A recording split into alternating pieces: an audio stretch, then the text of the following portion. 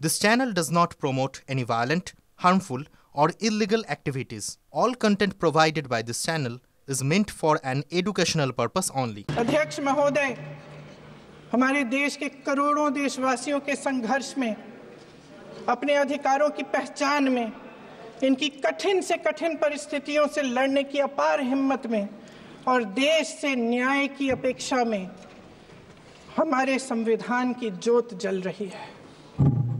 मैंने हमारे संविधान की ज्योत को जलते हुए देखा है और इसके साथ साथ ये भी समझा है कि हमारा संविधान एक सुरक्षा कवच है, एक ऐसा सुरक्षा कवच है जो देशवासियों को सुरक्षित रखता है, न्याय का कवच है, एकता का कवच है और अभिव्यक्ति की आज़ादी का कवच है।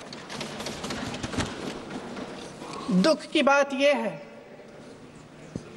कि मेरे सत्ता पक्ष के साथी जो बहुत बड़ी बड़ी बातें करते हैं, इन्होंने इन 10 सालों में यह सुरक्षा कवच, सत्ता पक्ष के मेरे साथियों ने ये सुरक्षा कवच तोड़ने का पूरा प्रयास किया है। संविधान में सामाजिक, आर्थिक और राजनीतिक न्याय का वादा है।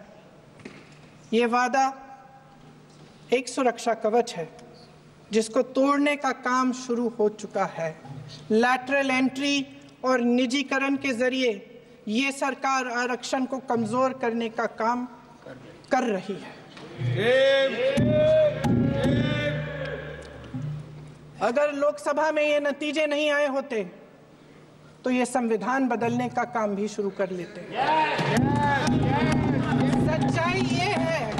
सच्चाई ये है अध्यक्ष महोदय कि आज संविधान बार बार इसलिए कह रहे हैं क्योंकि इस चुनाव में इनको पता चल गया कि इस देश की जनता ही इस संविधान को सुरक्षित रखेगी,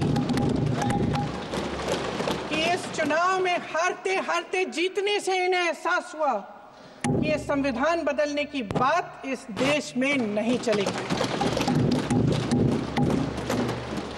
आज जनता की मांग है कि जाति जनगणना हो। सत्ता पक्ष के मेरे साथी ने इसका जिक्र किया। ये जिक्र भी आज इसलिए हो रहा है क्योंकि चुनाव में ये नतीजे आए। ये जाति जनगणना इसलिए जरूरी है ताकि हमें पता चले कि किसकी क्या स्थिति है और नीतियां उस हिसाब से बने।